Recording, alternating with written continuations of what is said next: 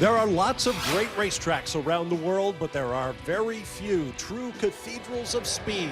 Welcome to one of the latter, as Speed presents round 7 of the Grand Am Continental Tire Sports Car Series for 2012. This is the Brickyard Sports Car Challenge from Indy. Hello again, everyone. I'm Bob Varsha, along with Calvin Fish and Dorsey Schrader. Ask any driver on the racetrack behind us what it means to race at Indy, and they will tell you it is a rare privilege. So we can only imagine what it would be like for these teams to win here. As for who might win today, well, it's just about anybody's guess. You see, through the first 6 rounds of the championship, we have seen just one repeat winner in both of our classes, Grand Sport and Street Tuner. So the wins have been spread around, Calvin. They certainly have, Bob, and a team that desperately needs that first victory is the Multimatic Aston Martin team that's shown tremendous speed this year. 5th pole position for Jade Buford qualifying for today's race, but they haven't shown the muscle at the end when you get the big points. They sit 3rd in the championship. It's really become a 2-horse race between the Rumbum team and Stevenson Motorsports. Multimatic 44 points behind. They've got to make it happen today, and they've got to make it happen fast. But Dorsey, this racetrack last year, we saw real issues in traffic. The configuration is very tricky. Well, 57 cars in 2 classes will have to share the racetrack today, and it is tricky. The biggest speed differential, turn 1. They get down in there, it's very wide, but it narrows down. All the infield corners are sweepers. You start wide and they narrow down. If you get shoved off the racetrack, there's a lot of gravel traps, and unless you want to follow that pace car around all day, you better keep it clean. We'll give you a look at the starting grid. Jade Buford picked up his 5th pole of the year for Aston Martin, but as Calvin mentioned, Aston Martin still looking for its first victory of the year. On the ST side, Chad McCumbee picked up his 2nd pole of the year in a Mazda MX-5 for his car owner, professional baseball player C.J. Wilson. Now let's get to the Grand Sport class storylines. And Calvin. Well, as we've discussed already, Bob, but will they win? And that is the Aston Martin squad. On the pole again, can they turn that into victory here today? Get in line, 4-line team, coming off a brilliant victory for Mark Bowden and Brian Sellers at Watkins Glen. They qualify 2nd and 3rd here today. And wedding gift, well, Matt Bell got married just a week ago. He's going to need a gift, I believe, from the Rumbum team to get that Stevenson Motorsport Camaro to the top of the points charts. Time now to meet the first of our 3 pit reporters for today's race. Here's Brian Till. Well, who wants to get to the top of the charts, and the winning charts here today is Lawson Aschenbach, Eric Curran. They won here last year and got to do what few drivers have ever gotten to do, and that is kiss the yard of bricks at the Speedway. Lawson Aschenbach also climbing up on the fence. Chevy Camaro's very strong, but this weekend, you look back, 4th and 12th is where our first 2 Camaros are. In 4th, the Stevenson Camaro, and way back in 12th, after a tire problem in qualifying, the 0-1. They've got a long way to go if they want to repeat. For more on Grand Sport, here's Darren Law. Well, guys, sometimes it's more dangerous off track than on track. Last race at Watkins Glen, Al Carter was pretty excited on the podium. He slipped and fell into Nick Longy and hit his knee really hard. Nick had a pulled MCL, which was really painful. The issue for them is not so much driving. He says he feels fairly comfortable in the car, but the problem is going to be during the pit stop. He doesn't want to hurt it, number 1, and number 2, he's not sure how quickly he's going to get out of the car. So they're really concerned about their pit stop in this one, guys. That was a very unfortunate incident, but it was, after all, the first victory in class for Al Carter and his teammate Hugh Plum. Now let's turn to our Street Tuner class. Here's our storylines, Dorsey. Well, first off is batter up. And we're talking about C.J. Wilson, who started his weekend off with a win last night. Well, his drivers, they also respond with a 1-2. Need to make a move? Well, the number 23 car, Burton Racing, they had an early win at Atlanta, but Terry Borsell and Mike Lamar have faltered since then. They're qualified 4th. They need a win. In Bummer World, we're talking about the Bimmers, BMWs, who last year were so strong, have really struggled this year. If anything good comes out of it, well, they were a 1-2 finish here at this race last year.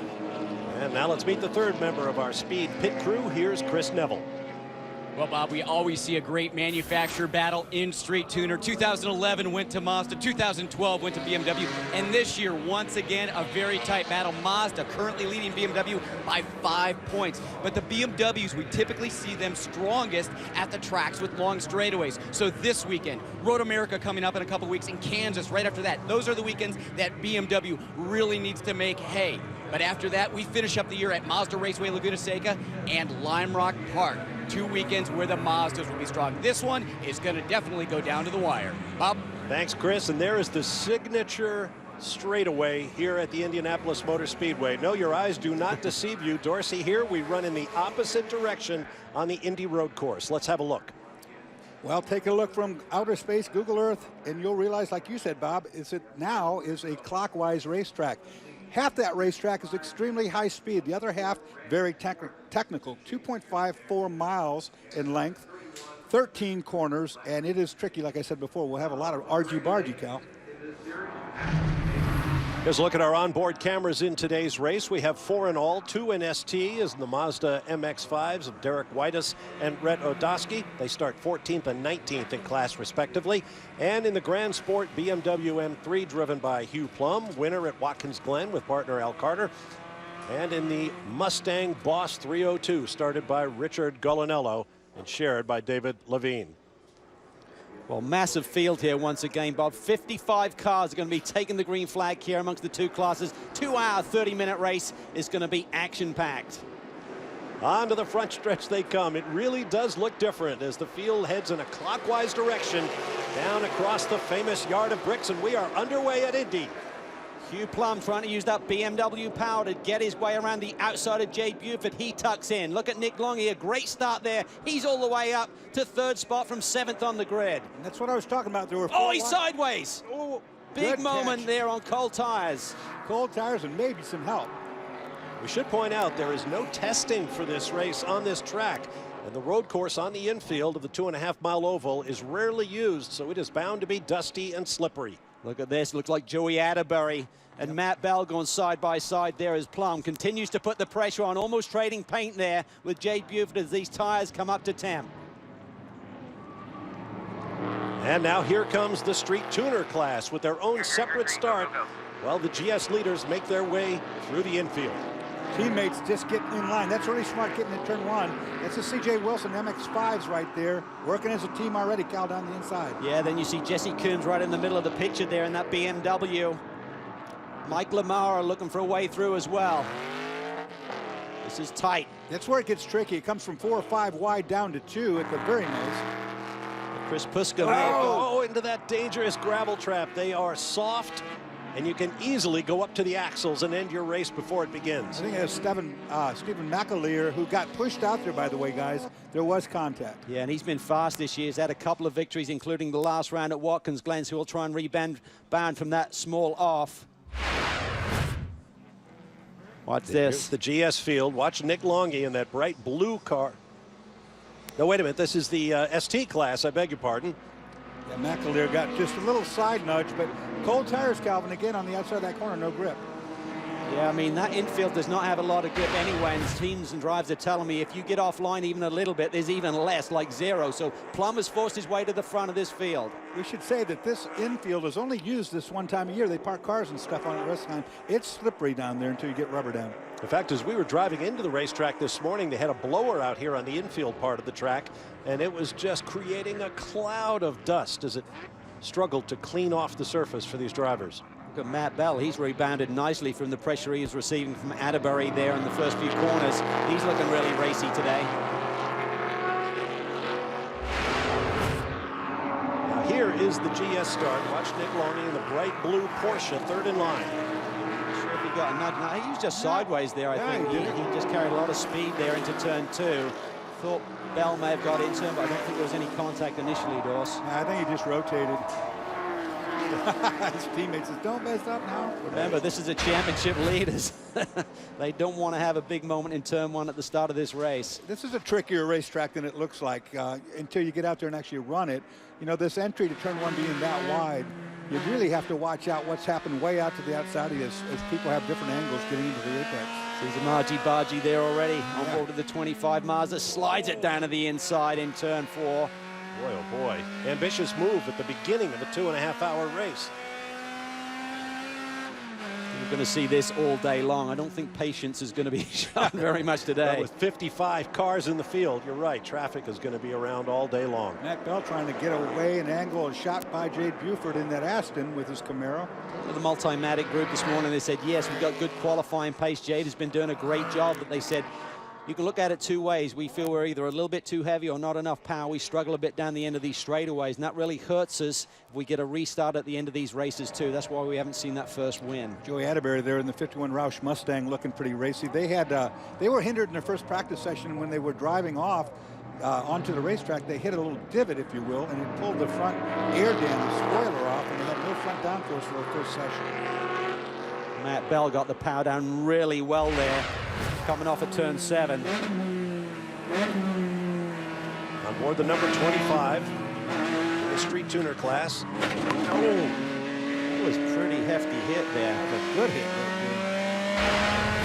It's a big stack up, and you have to wonder about the right front suspension on that Mazda. And that's what I was talking about. You can get into turn 1 4 wide, but you can't come out 4 wide. You have to do something about that. Into traffic for the leaders early. Yeah, very early. Lots of high speeds, lots of heavy braking as the cars sweep up on to the world famous Indianapolis Motor Speedway oval. There's turn 1 taken in the other direction with the driver's right foot firmly planted. We'll take a break and return to Indy. Welcome back to the iconic Indianapolis Motor Speedway. More than a century of great racing history. This is the Brickyard Sports Car Challenge. Round 7 of the 2013 Continental Tire Sports Car Challenge. Let's get you up to speed now with a couple of key passes. This for the overall lead in the race. Jade Buford there defending with the pole-sitting Aston, but Hugh Plum has a huge head of steam down this front straightaway and takes it going into turn 1. This was ST. Jesse Coombs coming in the BMW. BMW showing power in both classes here. Takes it away from Chad McCumbee. That was the exit of the infield. Here, take a look from on board. The dangling bumper of the team car comes off. Good dodge by everyone. It is coming off, and that was the reason we are now under our first full course caution, under which Aston Martin brought in their 2 highest placed cars in the field. There's a bit of a compromise with that team. They only have 2 refueling rigs and 2 crews for 4 cars. So sometimes someone's going to have to compromise a little bit with their strategy. We didn't see many of the others leaders come in, but Aston brought in their 2 lead cars rather than their 2 cars further back in the pack. There's our Continental Tire race analysis, 2.5-hour event. Ready, green, green, green. Green flag. 13-turn course. Some of those turns are high speed. Atterbury had a run going there on Matt Bell. He's side by side, but Matt Bell will have the inside line there. We're looking at the second and third car back in our picture right now. I expected these Roush Mustangs to be pretty good here. I'm not saying that they're not going to be. 3 wide through the center as you see the second of the 2 squeak through. They've had not a really good year though, the Mustangs. Look at the ST guys. Wow, there's a real funneling effect there down into turn 1. Looks good for a moment, then it all gets ugly really quick. And you can see how close the gravel trap is to the racing surface.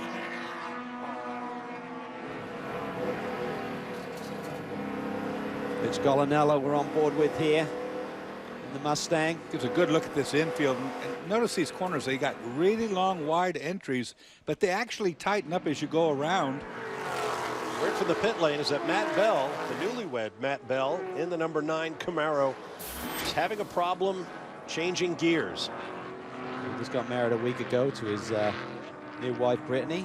Had a lot of fun, and be a lot more fun if he can get that top step of the podium here today, but do not need mechanical issues. They're the one team that is starting to put a bit of pressure on the Rum Bum squad for the lead in this championship.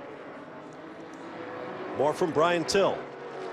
Guys checked in with Lawson Aschenbach just before the race went green, before they rolled the cars out, and basically said the tire problems they had in qualifying was that the tire, actually, the wheel, I should say, had a leak in it in qualifying and lost all the air pressure in the right rear. He had to do his time with a flat right rear tire around Indianapolis Motor Speedway. They didn't qualify where they wanted. And as I look at the tower here, they're now running 4th in GS, and Aschenbach has a very good Camaro underneath him. Yeah, of course, they're the defending race winners here at Indy, and started off the season with a 5th place run at Daytona. And they've had 2 5th spots, not a podium yet, and that's kind of a disappointment for that very strong team. Aschenbach sharing with Eric Curran in that 01 Camaro. You're allowed aftermarket wheels as you see a lot of these guys run, but porosity problems with aftermarket wheels is pretty rare, to be honest. Good Ford versus Chevy battle there. Joey Atterbury in the 51, chased by Aschenbach. Now let's get more on the 9 car and that shifting problem. Brian? I checked in with Mike Johnson, and the problem is the clutch goes down, it engages, all that's fine for Matt Bell. The problem is when he takes his foot off the clutch, the pedal does not return to where it should be, so they got a lot of slip on those up changes of the gears, and the clutch, well, it's not going to fix itself, and that's a problem. That's a mechanical hang-up of some sort where you release the clutch pedal with your foot, but the clutch doesn't disengage. And if it were me, I'd quit using the clutch right now and just do my upshifts without it, and then you don't have to worry about that issue. Yeah, either that, he's just got to feed that power in gingerly and not just blast it and create more of an issue. But he's got a great run on Hugh Plum here, coming out onto this front straightaway. I was about to say, it's not holding him up much. Now, to say that, I mean, this is a long, long straightaway. You're wide open for a long time. Drafting definitely will work here. He's trying to find himself a way through. Plum defends. Yeah, Plum touches to the inside. He'll be allowed that one move. Plum says you can do it, but you're going the long way if you do. Everyone wants to race here at Indy. Everyone wants to win, but leading is pretty cool too. Here we see Aschenbach making a strong move on Atterbury. He's now up to 3rd as Matt Bell continues to pressure Plum. Meanwhile, in the ST class, 25. Gets into the side quarter panel of the 22, turns him. Good recovery, but look at how it stacks everybody up. On board. Chrome horn. Get out of the throttle, he catches it, but look, he loses all momentum. Yeah, he does. Boy, that's that part of the racetrack where we saw the Rum Bum car sliding all over the place, too. There must be some kind of traction differential between the straightaway and the infield pavement. Yeah, well, there's huge grip, Bob, when you get into that brake zone down into turn 1, because that's really the exit of turn 4 on the oval, so there's a lot more rubber down there, and then you transition to that infield where there's 0 grip. I think it's taken the drivers a couple of corners to remind themselves, hey, we've got 0 grip here, we have to get on that throttle a little bit easier. It's like Nick Longy has come to terms with that Porsche. The Rum Bum number 13. Trent Hyman having a great run in his 48 full-line machine, Bob. Some cases when you have these mechanical problems as a driver, you just have to back up a little bit, think it through, and find a way to work around the problem. You know, if it's the clutch problem like I talked about before, but if you got a really loose car at the back end, you can work on that too. Now we should point out that this is a 2-day weekend. These teams have had a couple of brief practices, then qualifying, and they come out and race. So there hasn't been an awful lot of time to diagnose problems. To Chris Neville. Well, Bob, as you see the leaders come down the front straightaway into that brake zone, they've been on the full throttle there for about 28 seconds and coming into that brake zone about 170 miles an hour. And when the cars were out on the front grid here, I was taking a look at all the grills on those cars because unlike the Rolex series and in NASCAR, you can't put tape on the grills of these cars to try and make them more aerodynamic. But one thing the teams can do is change the gauge of the wire they use to keep debris out of the brakes and also the radiators. And the Camaros and Aston Martins, pretty wide gauge, but those BMWs, they were using a very small gauge, also about 3 layers to try and keep airflow out of that engine bay. Yeah, that's a real balancing act there between, you know, keeping the cooling to the front end of the car and getting downforce there as well. Remember that the 15 car of David Empringham took over from James Guay, who started this race, having some kind of fuel pressure issues. So we talk about the Multimatic team needing that first victory. Problems with one of their cars at this point in time. So those are fuel-injected engines, so if he loses fuel pressure, he is in trouble. No question about that. That's not going to be an easy fix. Aschenbach just set fastest lap of this race. 1 lap ago, and he's closed right in on these leaders in a hurry. They obviously have the keys to this place, coming off a victory here last year and looking awfully tough today. There's Empringham. Breakers is pumped, Dave. You have to push it in. If the breaker's pumped, you got to push it in. There you go. It's got an electronic circuit breaker. The mechanics tell them if it's popped out, it's off. You have to push it back in. It's a resettable circuit breaker on the dash for that fuel injection pump. I'm sure that's what they're talking about. I've heard another bumper cover is getting in the middle of things. Ryan Ellis in the 2nd place ST Nissan being shown the black flag for bumper cover hanging off. They'll have to make a trip to the pits. There's the top 3 in each of our 2 classes. We'll be back to Indianapolis. On board there with Derek Whitus, who just got passed by Corey Ferguson in the 198 Honda Civic. So he's a man on the move right now. This is our leader in class, Dorsey, Jesse Coombs. Look right behind him, though, because this is a great battle on the racetrack right now. There's Stephen McAleer, who, of course, we saw had the problem early on, got shoved off the racetrack or went off the racetrack. He has been fighting side by side. Now, the Mazda in second place is really good on the infield, no doubt about it. He gives up the straightaway speed up the straightaway, however.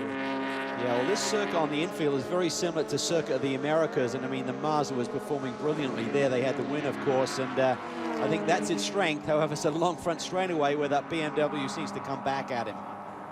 McAleer took a look. Meanwhile, the number 15 Aston Martin for David Everingham continues to sound problematic. Let's get more on that with Chris Neville. Bob, and Larry Holt has been on the radio with his team trying to figure out those issues with the 15. And Larry, is that a circuit breaker issue with that car? Is there something else going on? No, I think it's for sure it's more serious than a circuit breaker. We did the circuit breaker thing. We've done the main power thing. David's reporting that anytime he gets above 6,000 RPM, he loses all power in the car. So there's something quite a bit bigger in the circuit breaker going in there. We had all these problems with the 15 car at Watkins Glen, electronic stuff. Thought we got it out, but apparently there's something else going on. Yeah, some type of little electronic gremlin definitely that car is suffering with right now. This team has got a handful of podiums, still looking for the first win. Look at the difference now, guys. The difference between first and second place. That shows you how much straightaway speed that BMW has over the Mazda. Now, McAleer will come to work now. This is his end of the racetrack. He's got to get all he can get, catch up back on this infield, and try to find a way by before that straightaway. Well, the car's really strong on the brakes. It's really good through the infield, and Stephen McAleer has really impressed us this year, Dorsey. Yeah. Great driving talent.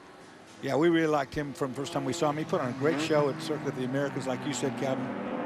Got trouble on the front straightaway, one of the hot cars. Honda of American Racing Team car in trouble. Pulled in to pit out, which is safe to get off the racetrack, but I think he's in no man's land now as far as getting back around a full lap. Chris had said I was smoking earlier. Sorry, Bob. GS leaders working traffic on the infield. Yeah, that car was reported as smoking, and that's our gunslinger too, Jack Gunslinger. I got myself doing it. Gilslinger. Matt Bell is certainly dealing with this clutch issue very well as he's closed in on Hugh Plumb for the lead of this race. So the Camaro seems to be up to speed once again. To Chris Neville.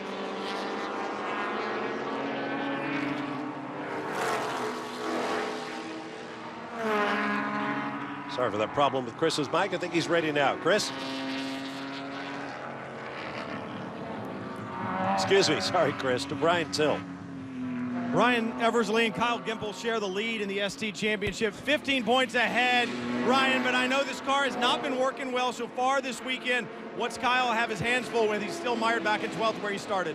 You know, honestly, first session we had an ABS problem, but the HPD guys helped us find that really quickly and we fixed it. Second session, we were actually the fastest car, and then in qualifying, we broke a sway bar link. So right now, the car's actually driving really well, but it's so tight in the Continental field that all the cars are running the same time. So we're as fast as the leader who's 10 cars up the road on us. We can't make up any ground. We're all doing the same time. So that's really good for the competition. It's gonna be a little tough later when I get in the car, but we're doing pretty well right now. Kyle Gimple holding on to what he's got. Ryan Eversley hoping he has a car to take to the checkered flag. They're got a 15 traffic, and around goes the 25. Hasn't been a great day for these guys. Both Freedom Autosport cars seem to be struggling a bit for pace. Understand they didn't get the setup quite right, but look at argy-bargy down there.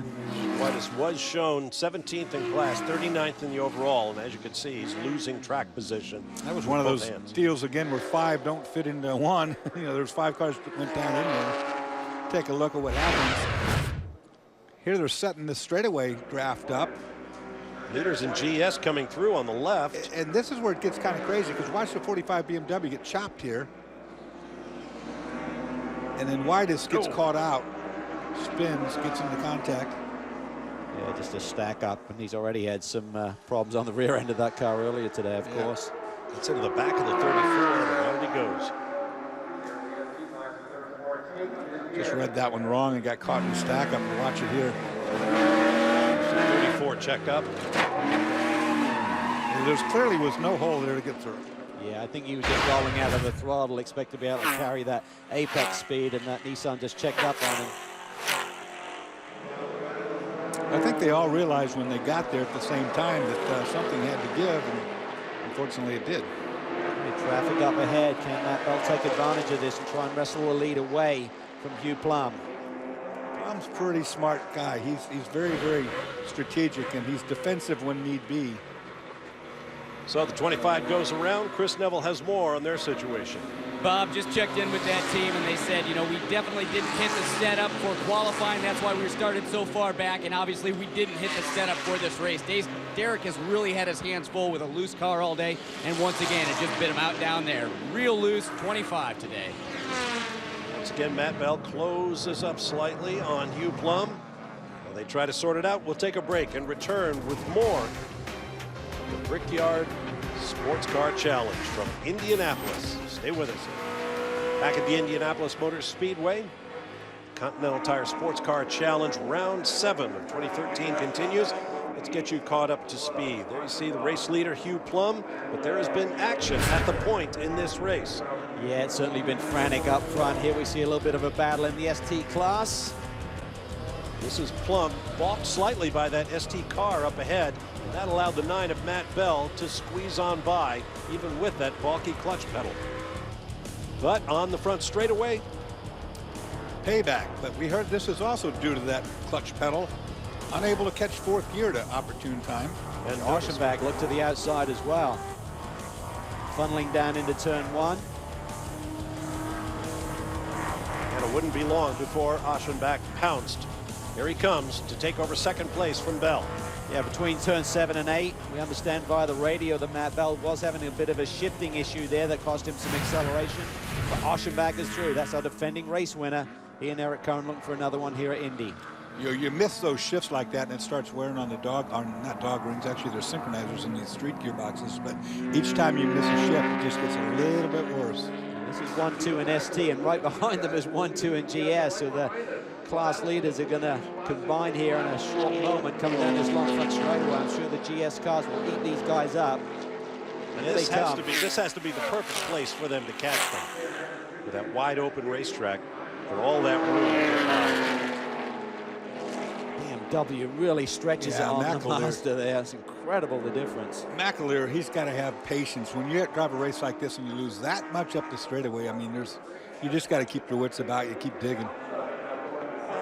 Unfortunately, the checkered flag will be on that straightaway too. To Brian Till. 23 Burton Racing BMW with Mike Lamara behind the wheel, and ST was just running in the top 5. They are second in the ST Championship, 15 points behind Ryan Eversley and his co-driver. And I talked to Terry Borcheller, who just took over that car earlier today. He said this is a must-win. It's just that simple. We are going to be strong here. We're going to be strong at Road America. We have to take advantage of the strengths this BMW has. We've got to win today, and he is on a mission right now. Talked about him in the Open. You know, they had a win early in the year, and then since that point in time, really haven't been able to get the job done. And there's certainly going to be different racetracks that suit different cars. We'll see that. Brian Till once again. Ryan Eversley, whom we just spoke to a little bit earlier, is taking over the 75 from Kyle Gimple. Now they are back underway. That is your championship leader, Ryan Eversley, Kyle Gimple, sharing that 75 for Compass 360. They're a little concerned about front tire wear here, being a front-wheel drive car. So Ryan Eversley, he's got to go fast, but he's got to conserve a little bit in that Honda. Yeah, and I think what a lot of these ST cars are doing now, I mean, they go a massive amount of distance on one tank load of fuel. So I think they're probably in their window or close to it with just one more yellow. So they're being the first to pit, which is a good strategy. But what you do, Dorsey, you put a lot of strain on going an hour and 30 plus on one set of tires. Talking about tire management, as Brian just did. And in a front-wheel drive car, you've got to understand that 100% of the acceleration comes off the front tire, 70% of the braking comes off the front tire, and 100% of the turning comes off the front tire. So when you lose it, you're truly losing a good friend.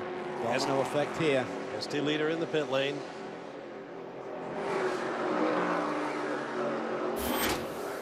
Great run here. This team is a team that keeps knocking on the door. Ken Murillo is a great racer himself, runs an excellent team. They always seem to be a factor each weekend. Real hustle there. He seems slide a little bit. These green flag stops, you can't afford any snafus or any delays. Now the front tire changer has to wait for the jack band.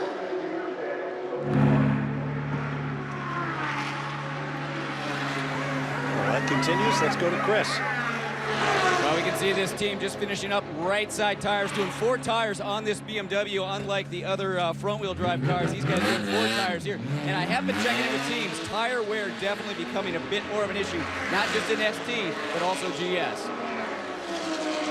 Down the long Indianapolis Motor Speedway pit lane. He looked a little frustrated there, so I'm not sure if there was a delay or whether they couldn't get something quite tight. We'll have to wait and see. Hopefully the car is clean and good to go. 40 seconds is the time loss down pit lane. That's a massive amount, so you've got to be really careful with your strategy in terms of losing a lap. Back down to the pit lane and Chris Neville. Well, Bill Auburn just getting his helmet ready to get in the Turner BMW. Bill, we're starting to see teams talk about tire wear. What's Paul Dallalana saying about the Turner BMW? Well, he hasn't said much. He's been quiet. His pace is really good until he gets in traffic, and then it gets in his way. But he's held his pace. It hasn't fallen off at all. We know to take it easy on the oval. Don't grind the tires. We set the car up to be as free and easy on the tires through the oval and the turn before the oval. So hopefully we don't grind them off. If you do, it'll be a short day.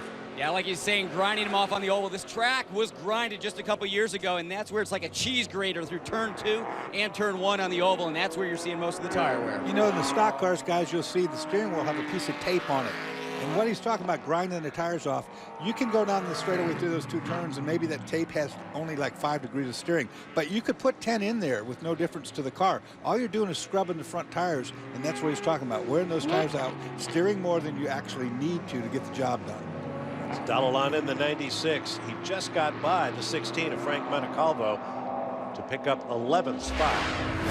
Now, there was some contact earlier between the 96 and the 13, the Rum Bum Porsche, right there. That was just a mistake there by drivers, thinking that the Porsche would be clear at that point that he turned down. Calvo trying to come back at Paul Dallalana there down into turn 8. Rum Bum team definitely struggling a little bit with setup. I mean, the guys spoke to Matt Plum down there in pit lane, and he said, we're just having to drive the wheels off this car this weekend to get any sort of lap time. Here we go. Oh, boy. Matt Bell coming back at Lawson-Aschenbach. This is for second. And they got traffic in front of them. This is what the fans came to see, though. Some big American muscle running side by side. Yeah, Aschenbach got really wide. Oh, shortcut. Compass 360 car there, take a trip through the grass. But Aschenbach got offline there and lost about 2 more car lengths to Matt Bell. So the grip out there is non-existent when you're off the racing line through this infield. And this is the warmest it's been since these guys have run here. Of course, last year it was in the rain most of the time. So this sliding we're seeing could be because of the temperature being at a level, and this is the longest they've run green for that matter as well. Yeah, they've got about an hour on these Continental tires now, so they're certainly well used, but they're doing a brilliant job. I mean, the drivers just rave about the performance of these tires, but when you give them an hour under these sort of conditions, they're going to be struggling a little bit for grip at the end of the run.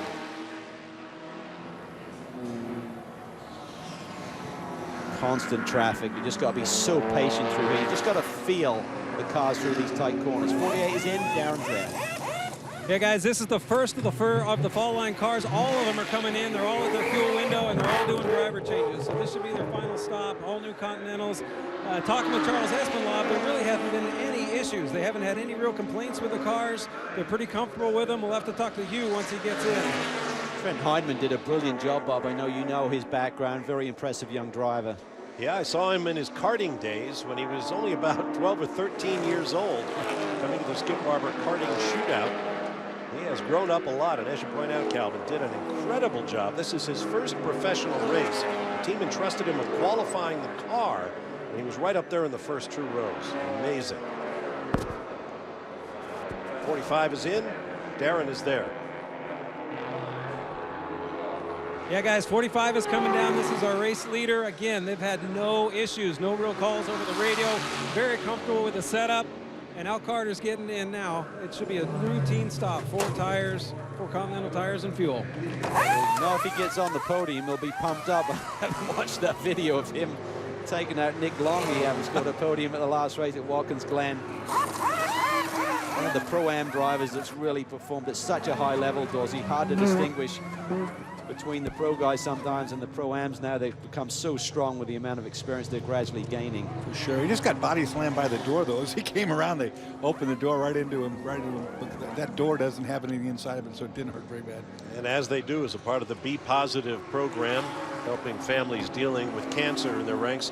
Al Carter and Hugh Plum visited the Peyton Manning Children's Hospital this weekend here in Indianapolis. So That was good a on good them. stop.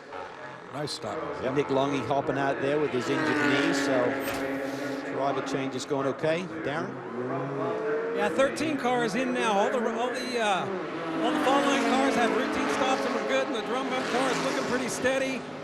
Nick's still buckling Matt in, but it's a basic routine stop. New Continental tires. He's walking a little slow. We'll catch up with him and see how his knee's doing in a second. Jackman barely had the left side of the car up high enough to get that tire on. So the rear tire changer have to really struggle to get that tire between the asphalt and where it needed to be on those studs. Nick, you can see it. You basically lose a lap. That was Matt Bell, Around goes the leader, 40. turns a 40. Oh, and contact. And that's our championship leader right in the mix there, too. And right Matt there, Plum. when you spin out, you're supposed to lock the brakes up. He just let that Porsche continue rolling on until he caused another wreck, and it's that 71, I think, or 77. Whatever's in the gravel trap there was a victim. 77, Povolito. Yep, it was. And that caused by the 40. The 40, which spun, never, ever locked the brakes up. Bill Baton just continued rolling until he hit something, which will happen if you just continue to roll on.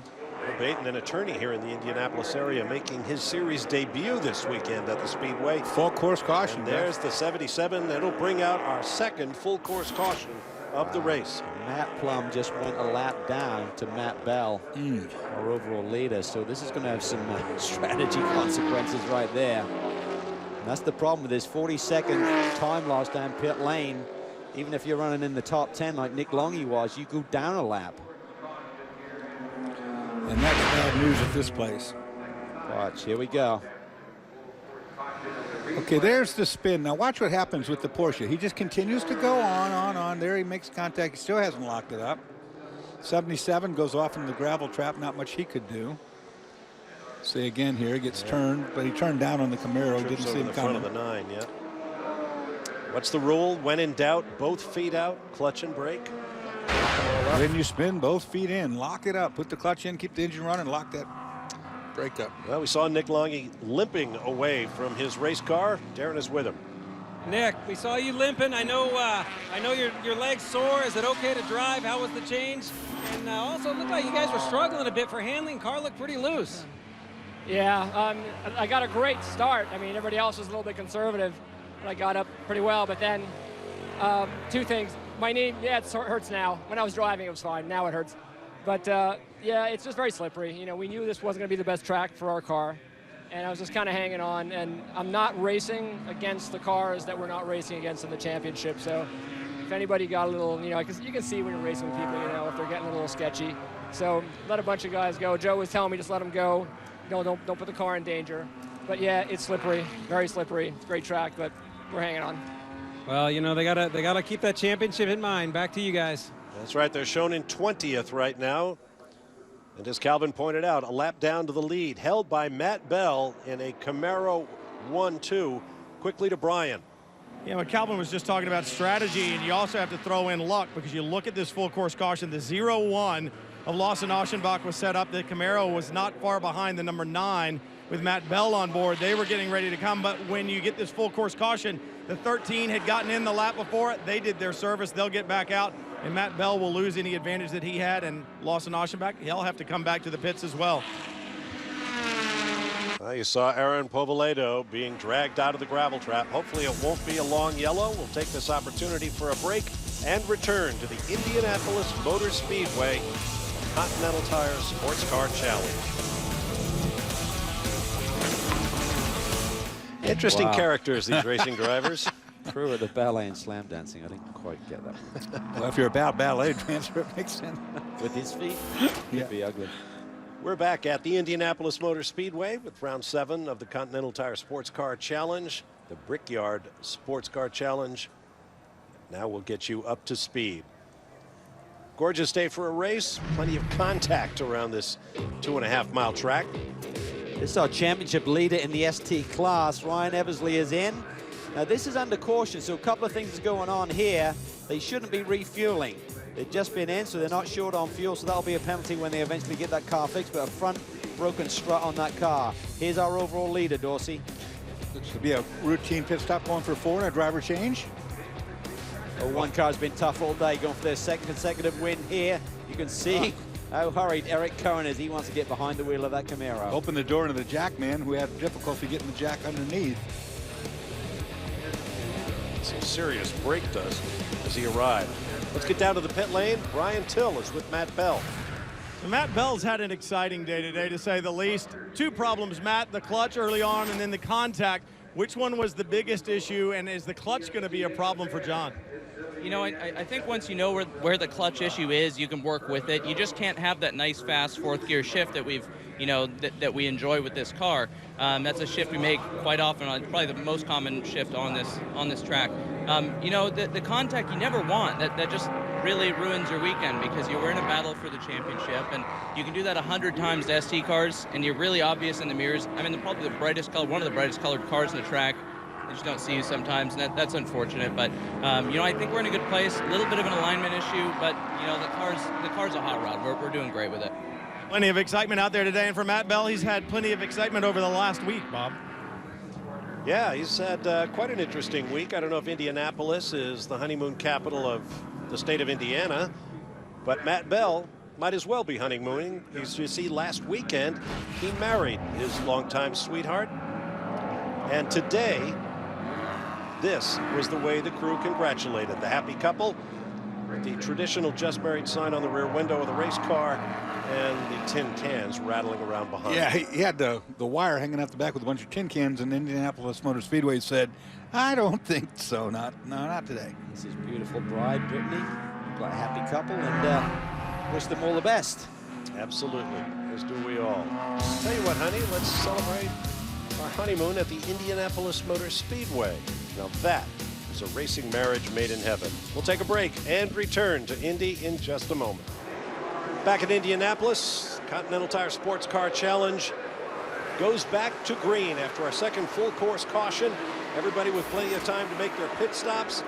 Away go the GS cars, followed by the ST field. A lot of shuffling here at the front of the field. Billy Johnson now has the lead for Roush Racing. They need the win in the worst possible way. Look at this ST battle at the front as well. 5, 6 wide, count them.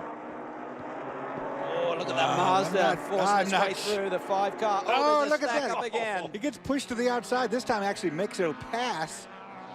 These ST cars are really getting caught out with that stack-up effect in turn 2. They're just not allowing that. I don't think he was going to make that pass, but when he got rear-ended, he had to. He had no choice. Hard to believe you can find grip that far outside on the corner. Somebody came 5 wide from the outside all the way across, which we've seen here before. Look at Tyler McQuarrie down the inside in that number 3 Mazda. What's unusual is he made it. Yeah.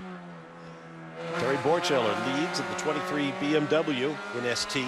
Corey Fergus on the power early there, trying to make a move on the 3. Look at this. Tokyo rush hour.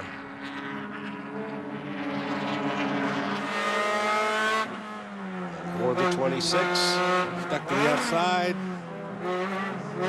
Still got over an hour to go, boys. Got to respect each other. So easy to trade paint here. Have a little bit of argy-bargy, but you can damage your car so easily, cut down the tires, so you just got to play it cool. If the pit stops didn't go as smoothly as the ST guys would have liked. Had a couple different cars that are going to get stop and goes here in a minute, and holds for hitting pit equipment. Oh, look at that. I think that might be Valiente there trying to go 3 wide. Yes, it is. Come through turn 13 there. Another car for speeding on pit lane, so there's going to be a lot of shuffling. You see one of the Freedom Motorsports cars come in. Already serving the penalty. I think that was a hitting pit equipment, if I heard it right. This is such a wide entry to this corner. You can't blame anybody for... No, it suckers you in. I mean, it's there to do, but you've got to work it out when you... This is what I'm talking about. Aboard the 26 now through these first couple of corners. I think that's where he got the extra help from behind. Look at that. Goes to the outside. That was cool. Playing through. Look at this. Brian Sellers looking for 2 wins in a row for 4 Line. Takes it to Billy Johnson and grabs the lead. They had a spectacular run to the front at Watkins Glen a few weeks ago. 61 Mustang carrying the front wheel. Let's go to Darren Law.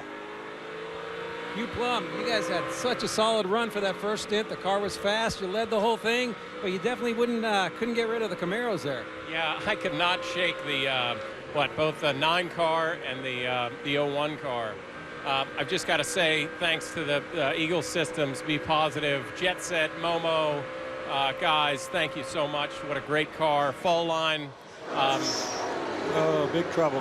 Excuse me, Darren, we've got a big accident. We got to get back to the booth. There's an accident. I think that's Mancuso.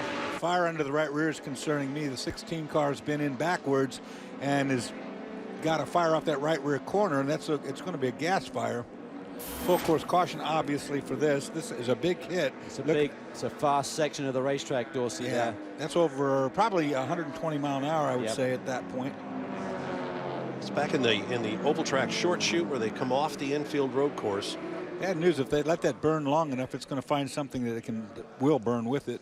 This car's had problems this weekend. Had an engine issue in qualifying that prevented Frankie Montecalvo from really putting in a representative time. Did an engine change last night.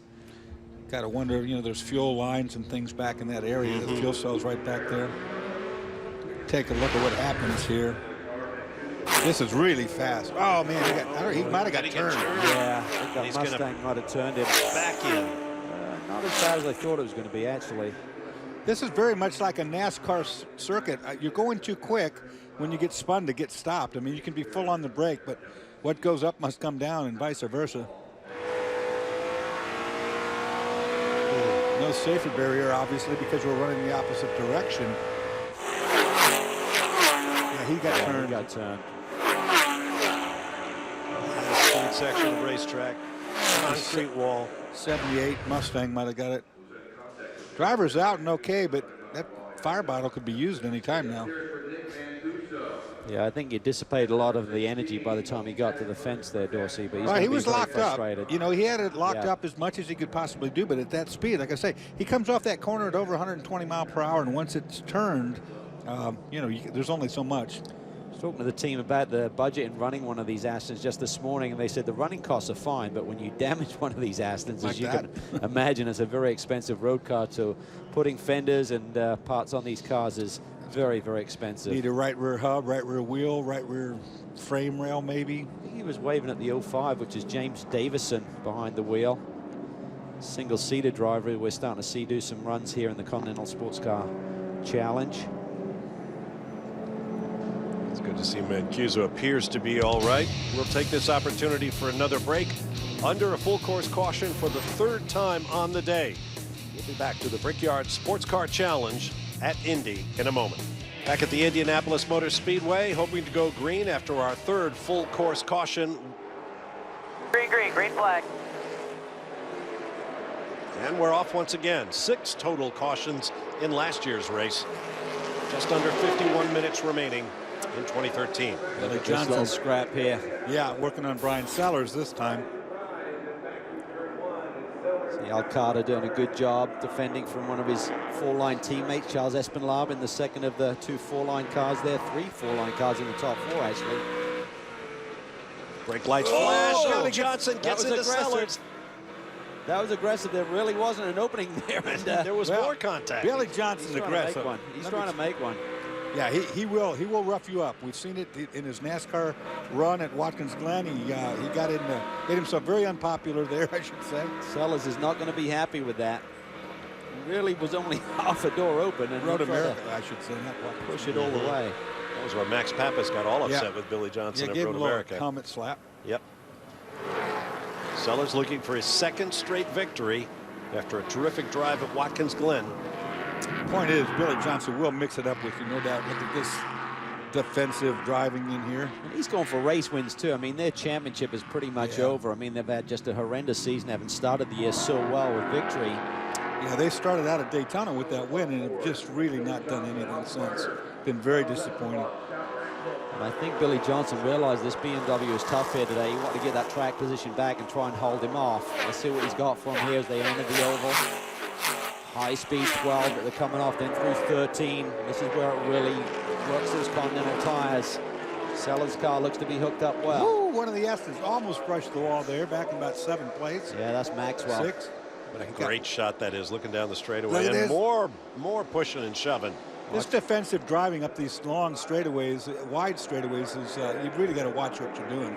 You cause a much bigger problem than Yeah, watch for Kazimierz too. In the second of those white Astons there in the 71 machine, he's looking awfully tough, and he's another very aggressive driver. Now one more look at the accident that brought out the yellow flag. Yeah, we saw Mancuso, excuse me, get out of the car and wave his fist at James Davison. It looks like it was the 78 car that actually turned Mancuso into the wall. So our apologies to James Davison that he's not involved in that incident. Well, the cars do look alike. Our apologies. Yes. Yeah, well, I didn't say it. I didn't either. A team. Oh, we're going that way, are we? Well, once again, Johnson goes to the Sellers. When I screw up, we're a team. Okay. I got it. That battle cools for a moment. Let's get to Brian Till before this really gets out of hand. Yeah, the competition's getting a little out of hand. Eric Curran in the top 10 now. Lawson Auchenbach handed that Camaro over to him. I know you said you had some serious contact out there, kind of a little bit rough. What kind of car does Eric have? Well, it's pretty good so far. I mean, I think we have the fastest race lap so far, so I think the car's working pretty good. And got to say hats off to everybody at CKS Autosport. Our Team Chevy Camaro's been fast all weekend. We had a little bit of a struggle in qualifying yesterday, and the first lap today, I got hit in the rear and it knocked the toe out a little bit. But, you know, I know we've still got a good car. We were able to get it to the front, and I know Eric's got his work cut out for him right now, but I think we have a good shot at it. And they want to win again. You got the coolest hat band out here, that's for sure. But show them why you want to win. What are you holding in your hand? Well, this is the ring from last year. It was a really cool win for us. I mean, to be able to kiss the bricks at Indianapolis Motor Speedway, such an iconic track. And more importantly, obviously, to have an iconic car like the Camaro here was just awesome for everybody. So we're really hoping for another one of these, and we'll see what happens today. You're looking for some more gold down here in the Camaro camp. Let's talk BMW with Darren. Hey guys, I'm here with Trent Hinman. He's 17 years old, and this is his first race ever in a GS car. How does this compare to what you've been running with Formula cars? Well, you know, this is the first race in the Continental car. You know, it's a completely different animal to anything I've ever driven before. You know, obviously much heavier, much more power, so it definitely makes things interesting. You know, just trying to learn as much as I can. Just got out of the car for my first stint, so it's definitely a lot to take in the first run. But real quick, just huge thanks to all these fall line guys for giving me this opportunity. You know, can't thank everybody enough. All the mechanics, they've done a great great job on the car all weekend long, and you know, just big thanks to all the sponsors, everybody who's gotten me to this point. You know, I can't be any more grateful. All right, great job. He qualified third, guys. He'll be one to watch the rest of the season. Back to the booth. No question about that. Good to see Trent Hinman again, and again after that terrific drive in qualifying. A good opening stint here. I'd say he's got a great career in store. Oh, absolutely. Look at Billy Johnson. He has got the draft. He tucks it to the outside. He's going to try and run the long way around. I don't think that's going to work, but this is a great battle. I thought Sellers was going to take off, but Billy Johnson has got some speed in that Roush Mustang today. It's good to see. You know, you have a bad year like they've had, like the Roush camp has had, and it's getting late in the season, and there's a lot of frustration, a lot of pressure put on you. Billy Johnson can carry the mail. We know that. But I wouldn't want to be Brian Sellers right now because I think he's a little short on temperament. I know he's probably under orders to do one thing and one thing only. Get that 61 to the front. Oh, heavy contact up ahead of the 78 here. Yeah, I think that was happening while we were talking to their teammate, Lawson Auchenbach there. The 0-0 got a big hit there down in turn one. Ashley McCalmont behind the wheel right now. Johnson keeping pressure on. I agree with you, Calvin. I thought really Brian Sellers, once in that lead, would just start stretching away, but not happening. Well, actually, these two are kind of racing away into an event of their own. You see the gap they've built over the rest of the field. Al Carter in the third place BMW is going to have to come forward to close that gap to have any hope of winning this race less than 45 minutes from now. Unless perhaps somebody's trying to save fuel. Plenty of questions still to be answered in round 7 of the Continental Tire Sports Car Challenge Series for 2013. Here are your top 3 in class. We'll be back. Welcome back to the racing capital of the world, the Indianapolis Motor Speedway, the Continental Tire Sports Car Challenge.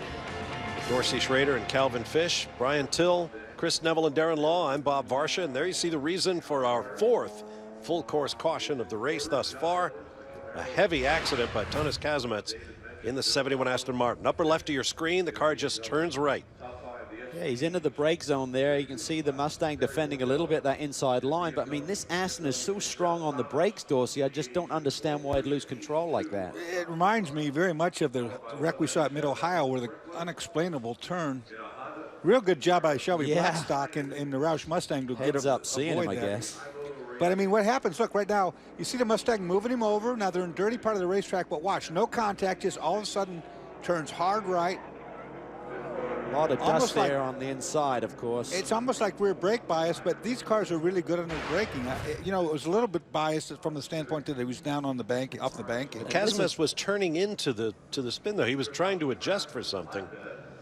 Very strange. Let's go to Chris Neville. Well, a bad day has gotten worse for Multimatic. Larry, any word from Tonis there on the radio? Is that a driver error, or is that something broken on the car? I would have to say I'll give Tonis the benefit of the doubt. I think something must have broken on the car, because if the replay wasn't that good, but it looks like he was on his own and he just veered into the inside pit wall going down into one. And I mean, he was up behind a 51 car, but he didn't say anything. He just said he'd had a wreck, he was okay, and he got out of the car, so I don't know. We'll have to wait and see. If it's some type of failure with the car, what would do that? I mean, that car had a pretty big wreck at Mid-Ohio, but we fixed it and it was okay at Watkins Glen. I mean, he got it. There was some contact a little bit earlier between my two cars, between that car and Scotty. You know, potentially maybe he bent a track rod end or something and it broke.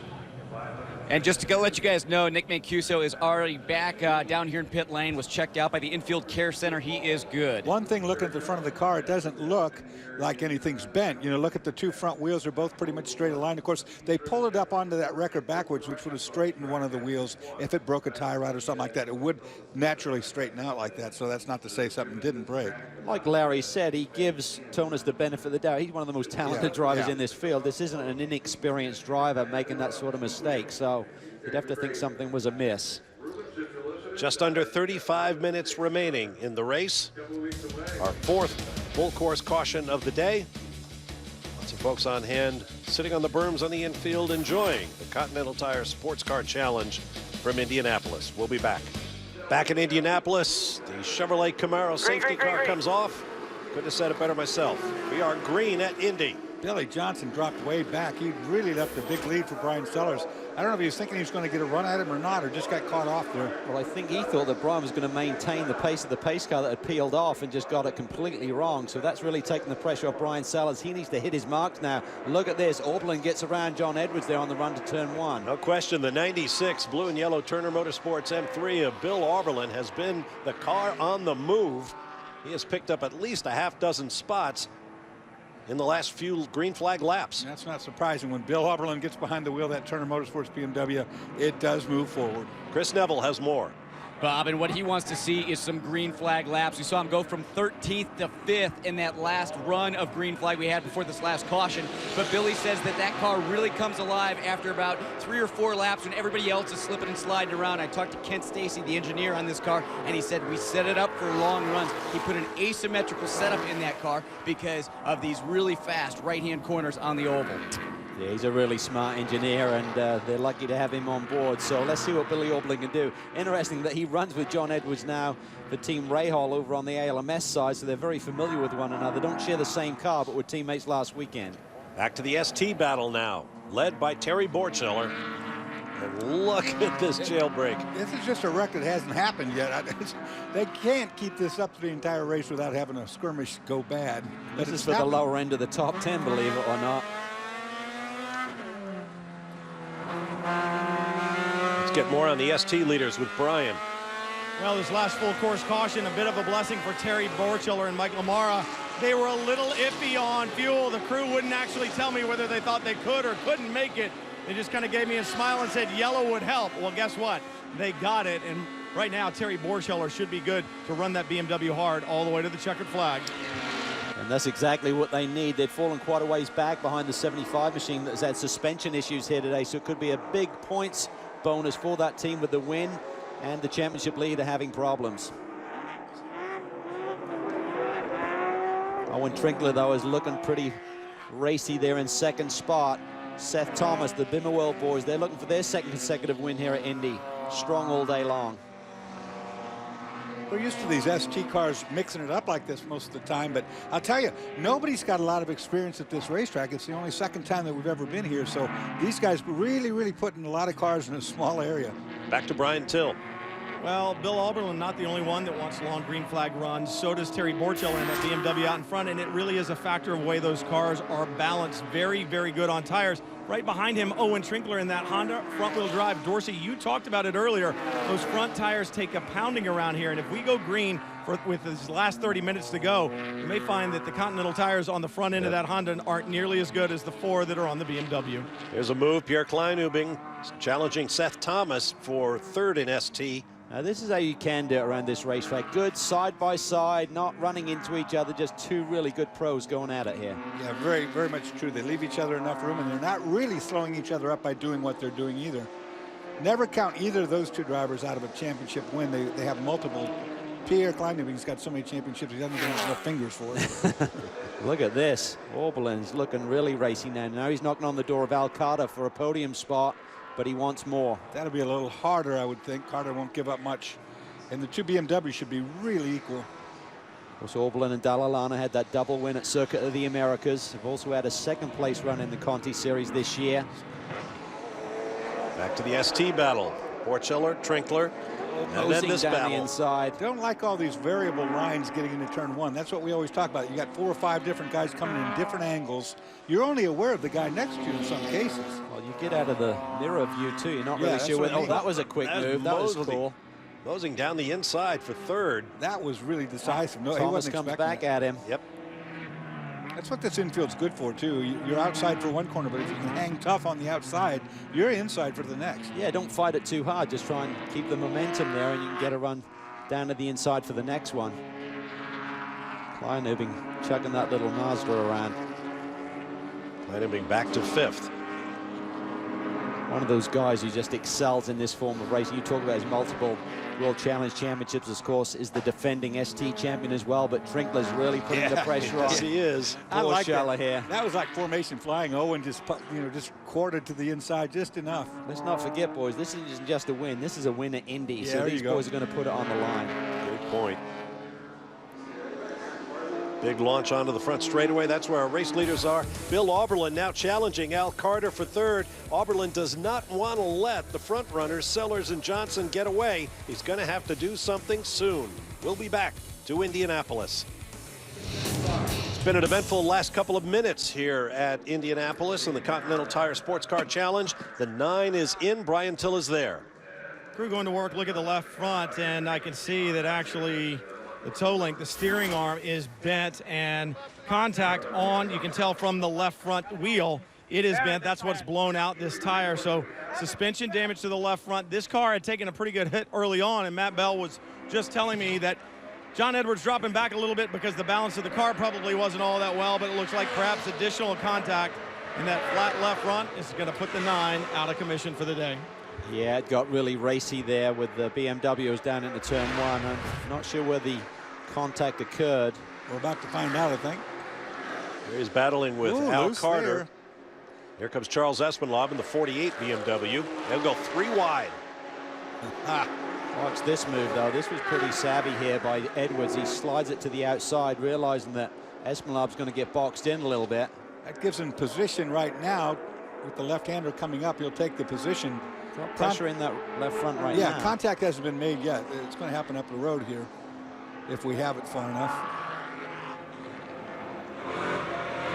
On board the 45 with Carter. There it is. That was huge. That's a big old hit. That'll get your attention. Yeah, Espenlaub slips through. See what it looks like from the outside. That was a big hit. Edwards going to slide it down to the inside. Oh, yeah, climbs right up on board. Don't think Carter expected that move. No. The BMW will be hurt, too, on that thing like that. I would think. There you see the damage. That took out the rim completely, but it also bent suspension inside of that. Right there, bang. He's a long way down the inside, but I don't think Al was looking and seeing it coming. I would have turned in like that if he had. Still significant damage on the BMW. Yeah, but it's behind the wheel. He might have really got lucky there. Dodged a bullet, maybe. Yeah, falls into the clutches of Scott Maxwell in the 55, Aston Martin. Oh, no, he's got tire rub on the 45. He's got a dog walking, I think. Huge championship implications. Remember, the 9 car was the car that was really hanging on to the Rum Bum team in the championship standings. So if they have a DNF here, it's really going to give the Rum Bum team a big leg up over the rest of the field. Well, you don't want tire rub at 130 miles an hour coming onto this straightaway either. Between concrete walls. Yeah, you can see when the wrecks happen here, they're big. Defending race winners Eric Curran trying to get to the front of this pack, battling with Pumpelly and Shelby Blackstock. Shelby's got damage too on the other side of that car. Celebrating his first pro win at Canadian Tire Motorsports Park last weekend. What a place to get it. Yeah, that's a really good racetrack to get your first win at. Had a great weekend. Took pole for the first of 2 races in the Pro Mazda Championship. Finished second in that race and then won the nightcap, if you will. Damage on the left front corner. You see the spoiler, the splitter is knocked down a little bit. It's still there though, so he's getting the benefit of downforce off the nose. Not quite as much as before, but it's not that bad. He's been really impressive, Dorsey. Yeah, he's had a great year. I mean, he's shown us so much this year. And when he got into the single-seater, I thought maybe it'd be a distraction. I take that back now. I think it's making him better. Yeah, he's just driving different types of cars, and I think it's making him better overall. Back to the ST battle race lead. Derry Borcheller and Owen Trinkler, and they have been about this far apart for the last 10 laps or so. If that. Look at him working around, just trying to get a little advantage. Been very clean so far. Yeah. I'm glad you said so far. Trinkler and these guys switched to that newer model Civic. These BMWs have been impressive, though, in both classes all day on this racetrack. Oh, we got a full-course caution. Oh, there's your reason. Wow, Terry Borcheller wouldn't like that. No. Teammate tried a yellow to put some pressure on him. Our 5th full-course caution of the race. 45 takes the opportunity to duck to the pit lane. This would be an emergency service. The pits are closed. Right.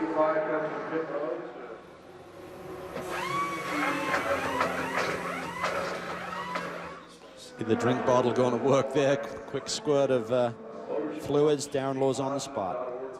Hey guys, the 45 has got a lot of damage on the right side, which I'm looking at the right door, the right fender's all smashed. They're popping out the left fender. These guys have had a big hit. Talking with Mark Bowden, he thought the 9 car dove underneath him and shoved them when there wasn't enough room to get there. So they're going to be here a while. They're pulling body parts off, and it's going to be a while. They did more than just 1 tire, Cal. They're going to do 2 tires the way it looks and body work. Yeah, it's bad when you come in for emergency service and you're changing all 4 wheels. I don't know if you can do that, to be honest with you. You're supposed to be limited to what you can do. They're all damaged. Yeah, you're right about that. Yeah, don't know. Whoa, tight there. They'll come back and make another stop. They've got body work hanging off the side, and he's still got tire rub in the pit lane. Another break coming up, and we'll return to Indianapolis. More of the Brickyard Sports Car Challenge. There's Al Carter sitting in the 45. He is not moving, and that is why the right rear departed the car as he left the pit lane. Yeah, I thought he took off a little bit abruptly. We saw the damage still hanging off the right side, so there's some miscommunication there somewhere. And then you can see just in turn 2, the right rear obviously not tightened up and departs. Let's go on board with Al Carter and hear what he heard. That's not good.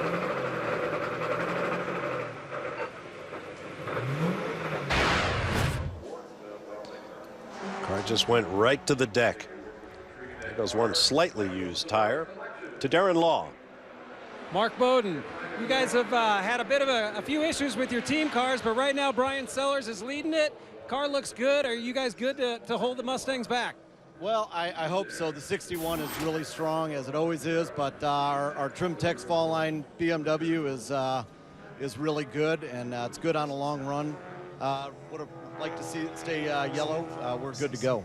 Okay, so this yellow doesn't help or does help you? I don't want to see it when it's our team car. Trust me on that. All right, over to you, Chris. Well, Will Turner's been looking at timing and scoring down here, and Will, obviously you guys are in a great position in third, but you got some fast cars in front, fast cars behind. Which ones are you worried about? I'm worried about them all. You know, of course, we'd like to be leading at this point because it makes it a little bit easier. But if you look at the lap times and you look at how hard it is to pass in this track, this is anybody's race right now. You know, I'd like to think that we have some kind of advantage, but again, the only advantage we have right now is Bill Arberlin, and if anybody can do it, he can. But you know, does he have the car to win? You know what? I think the top 4 cars anybody can win. And look at Matt Plum in the Porsche. Look what he's done in the past. He's come from last to first. So I'm not counting anybody out of this. I hope we go green, and I hope we can win it. But if not, I'd like to stay on the podium. Yeah, and these guys are playing conspiracy theory down here. They're saying, hey, look at that. Brian Sellers' teammate left pit lane with no lugs on the right rear. Certainly going to call foul. Well, you might say the same about Mike Lamara, who planted his ST class BMW in the gravel trap. He is the teammate and race-winning co-driver for our leader in ST, Terry Borcheller. We'll be back in a moment to Indy. So the seconds tick away. We may just get a couple of laps. A real Continental Tire shootout here at Indy. This is going to get wild because Darren Law said in the break that he had radio communication that Billy Johnson thought that Sellers had jumped that last restart. So I think he's going to be on his game a little bit more this time. Boy, if we could just get that fender in a little bit, I think Billy could be quicker than Brian if he was in the lead. But lights are out on the Camaro safety car. Quickly to Darren. I'm here with Jack Rouse Jr. You guys are fast. It looks like it's good for a while, but they start to pull in the end. Do you have enough? Can you get the Beamer? It's going to be tough. The 46 car, I think, has a little bit on us. Our team has done great. I'm really proud of it. We could use a win, but unfortunately, I don't know. We'll see what Billy can do. He has a couple magic tricks. All right, going back to you guys. We're all about to see him. Billy Johnson in that red Mustang, the Boss 302, much closer to Brian Sellers' BMW this time. Yeah, and I thought Orblin was going to be closer to Billy Johnson as well. Sellers will not open that door, I don't think. Nope, not going to happen. He's going to have to take a very shallow entry there. This will allow Orblin to close in these guys. Look at Matt Plum. He's the fastest car on the racetrack right now in that 5th spot. Our ST field comes to the stripe. Borcheller gets a good jump. Thought Trinkler was going to get up in there, but I thought he was too. Looks like Trinkler's going to lose second now. Yeah, Thomas down to the inside. Ooh, look at the 56 car just can't get the grip there. Oh, this is going to get ugly. That's Mosing in the orange car. Yeah, he just got in there a little bit too deep, was scrambling for grip there, Dorsey. Kept it together, ran over the grass. Oh, that's a big move down the inside there. Oh, and he's Trinkler sideways in front of the pack. He gathers it up. That front wheel drive pulls him straight. Look at this battle behind. Kozarov's in there. Valiente's right in the mix. There's damage there on the 197. Oh, that was a big bump. Oh, and he's not done bumping. And around goes the Aston. That'll be a penalty for sure. There's no question. That was pretty blatant. Taylor Hackard there getting pretty aggressive in the iMoto Mazda. Less than 5 minutes to go. Back to the race lead. Johnson on Sellers. They'll be on the radio telling these boys there's been an incident. Be prepared for full caution. Right now it's just local. Oh, here it comes. Here we go. Pits are closed. That's going to kill our race, boys. I hate to say that. Oh, boy. 6th full course caution that matches the total from last year's event. Now these two are stuck in the gravel. I would have left them there, I think, but they put themselves there. Well, not the Aston didn't. But on the outside of a corner, they are in a dangerous position. Doggone it. Yeah, that's a shame because that was going to be a real shootout there.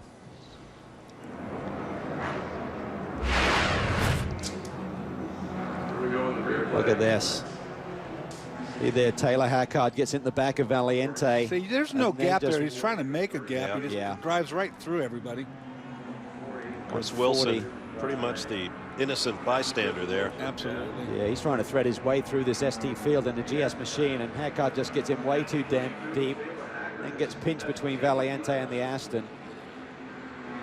He didn't have brake failure. That was just way too aggressive.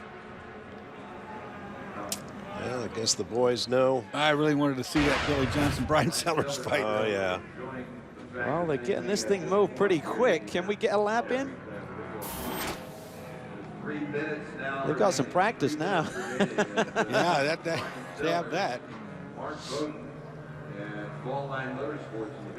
We will stay one way or another through the checkered flag, whether it's accompanied by a yellow or not. Oh, this would be awesome if we could get one lap Yeah, shootout, but the clock is ticking. BMW guys down here. Much better that time around. Everybody looking at the timing and scoring screens. That's the fall line pit. No doubt about that. I think just Sellers was able to drive in. Darren, what are you hearing about a restart?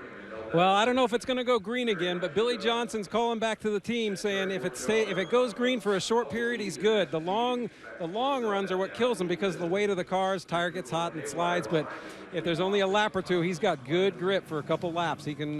That's when he can really go for it. It's only going to be a lap. He doesn't need to worry about a long run now with 2 minutes on the board. So whatever he's got to use it up. He had a good restart that time too. I mean, he was there to do, wasn't he? We need this one to go green. Same number one down at 4 line. Yeah, looking for their second straight win. Let's get more on the ST class. Brian. Talk about a great start. Terry Borcheller had an awesome start, and then with the fight behind him, he pulled out substantially through the first couple of corners until you saw that full course caution. He didn't want to see that. He was well on his way to his victory, and remember, he said early on, we have got to win this race. This racetrack and Road America are two that we can get back in that championship hunt and pull out a lead. He did not want to see this. The Honda of Owen Trinkler, who's right behind him, is better on short runs. Terry's car is better on long runs.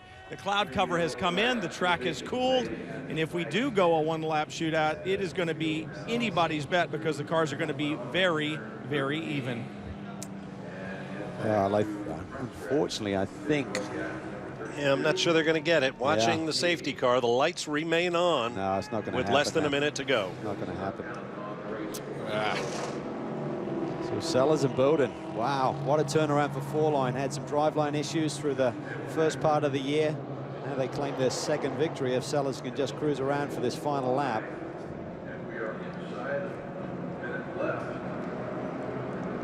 Withstood the pressure really well. Johnson got pretty aggressive on him there for a bit there, Dorsey. Thought he was going to try and turn him, but yeah, that's why I really wish we could have seen what would have happened there. That would have been, I'm sure that would have been very, very entertaining, those two, because you know how good Brian Sellers is, and he knew what was coming at him.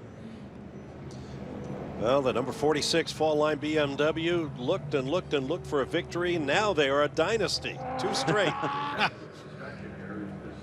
This is quite a tough championship this year. It really is.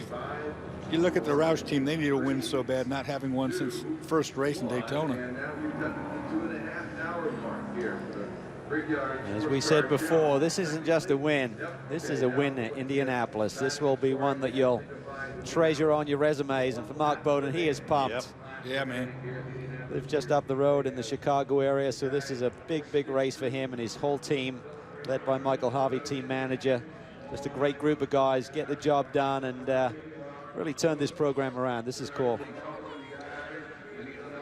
A lot of happy faces down there in the fall line pits. Second Continental Tire Sports Car Challenge victory for Brian Sellers and Mark Bowden, and second in a row. There's Terry Borcheller, his 13th class win. His teammate Mike Lamara picks up his second. And for those guys, they also needed desperately to get the monkey off their back and get another win. They just have now done that. Well, they were 15 points behind the championship leader, Ryan Eversley and Kyle Gimple, who sit in 19th spot right now. So this championship is going to have a big turnaround in ST tonight. Well, it didn't go green to the checkers, but it certainly was an eventful race. And right now I'm thinking about that Multimatic Aston Martin group. They have damaged some race cars today. And off the infield they come, into the short chute between Indianapolis turns 1 and 2. And backwards through turn 1. And onto the front straight. This is going to be sweet.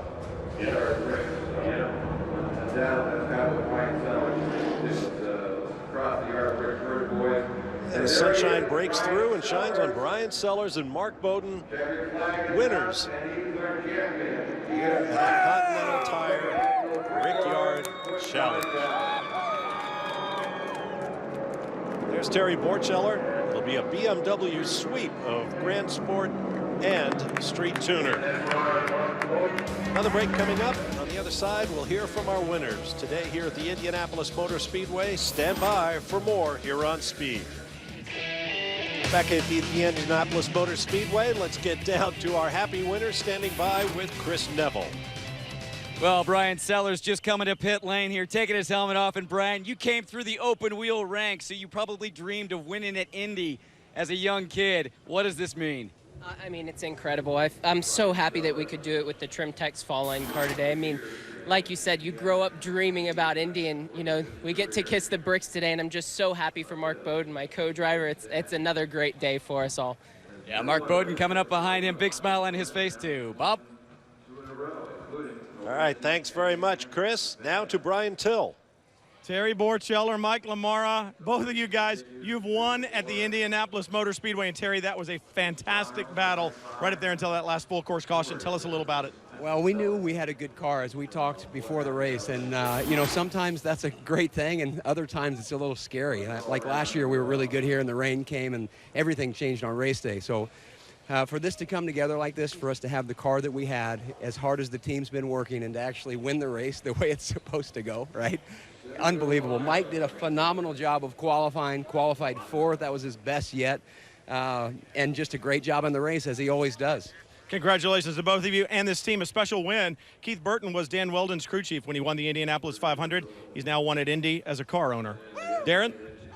Billy Johnson, oh man, you were so close, buddy. You were there. It's great to see you on the podium. Were you hoping for just a couple more laps of green? Yeah, I was trying my best to have Brian run down his tires, and he was getting a little squirrely, but everybody at Roush did an awesome job getting this car working. We're 60 pounds heavier than any other car, and what they do at the shop is just phenomenal. And we've had a really, really rough year. We won Daytona. It would have been nice to get Indy here. We were second, and just weren't able to get it done this weekend, but second's much better than what we've had all season long, so really can't complain for that standpoint. But it's Indy. We always want to win Indy.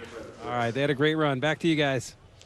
You can see it in their faces and hear it in their voices. Winning at Indy is special. Here's a look at the unofficial championship standings in GS. Yeah, well, Longy and Plum rebound nicely for another top 5 finish, but Bell and Edwards had problems. You can see the points lead has got blown out a little bit, now 33 points. And in the Street Tuner category. A lot tighter here, only 8-point difference between our first place, Mike Lamar and Terry Borcheller. They swap with Ryan Eversley and Kyle Gimple for first to second. Jeff Mosley and Jesse Combs, great job for third in the championship points today. Of course, winning at Indianapolis means one thing: kissing the world-famous yard of bricks in celebration. That is so cool.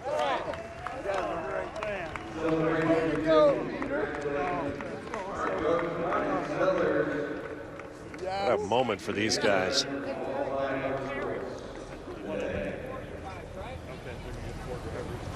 Great battle. A shame it didn't go green to the checkered flag, but still well-earned victories for both sets of drivers. Absolutely. Big day for BMW, winning both classes, of course. And for all of these drivers who just had that moment, that will go down. They'll remember this one. They'll be able to talk about it with their kids. And special day. It's great to be racing here at Indy, Dorsey. And race, disappointing to see it finish under caution because that was a real barn burner at the end. Yeah, it leaves a lot of what ifs. You know, what if for Billy Johnson, the Roush guys? What if for all the other guys that were behind that didn't get a chance to make that last run? But the race is in the books. Indy's over. And another high-speed track will be next on the Continental Tire Sports Car Challenge Trail from Road America in Elkhart Lake, Wisconsin. You won't want to miss that here on Speed as well. We thank you for joining us here from the Indianapolis Motor Speedway with round 7 of the 2013 Continental Tire season. An eventful race. And now it's time to start thinking about Wisconsin. For Calvin Fish, Dorsey Schrader, Brian Till, Chris Neville, and Darren Law, I'm Bob Varsha. Thanks for joining us. We will say so long for now from the Indianapolis Motor Speedway. We'll see you next time from Road America.